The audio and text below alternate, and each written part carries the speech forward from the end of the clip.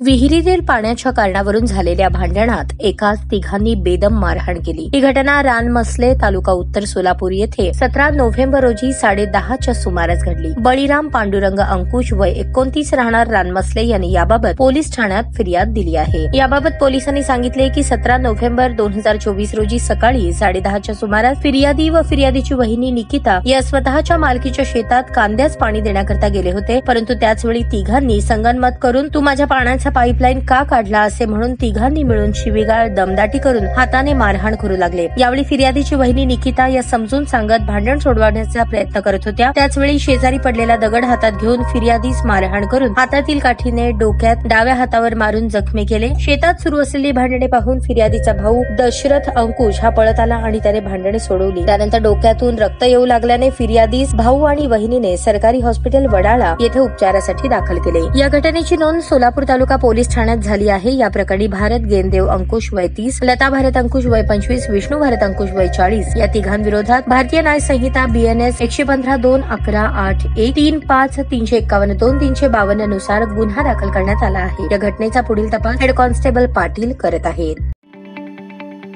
ताज्या बातम्या पाहण्यासाठी प्राईम महाराष्ट्र न्यूज चॅनलला सबस्क्राईब करा।